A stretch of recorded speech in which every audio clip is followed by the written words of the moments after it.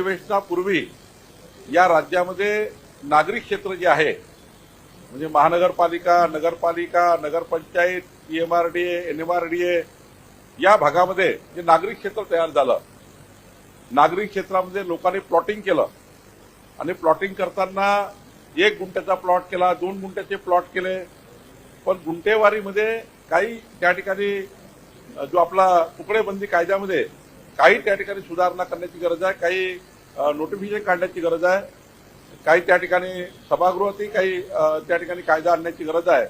या अधिवेशनामध्ये आम्ही राज्यातल्या जवळपास 2 लाख ग्राहक याच्यामध्ये आहे, ज्या ग्राहकांनी प्लॉट घेतले पण त्याचा रजिस्टर होत नाही, ज्या ग्राहकांनी प्लॉट घेतले पण रिसेल करता येत नाहीये, असे ग्राहक आहे।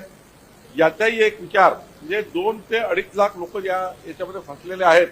1 गुंठा तुकडेबंदी झाली तर त्या प्लॉट धारकाला फायदा होऊ शकेल। तर माननीय मुख्यमंत्र्यांनी सूचना दिलेली आहे की या ठिकाणी एक कट ऑफ डेट देऊन त्या कट ऑफ डेटच्या पूर्वीचे जे काही या ठिकाणी लोकांनी प्लॉट घेतलेले आहेत ते कायदेशीर करण्याकरता आपल्याला हा कायदा आम्ही आणतो आहे। याचा फायदा 2 लाखाच्या वर नागरिकांना होणार आहे। लवकरच या ठिकाणी तुकडेबंदी कायद्यामध्ये सुधारणा येणार आहे।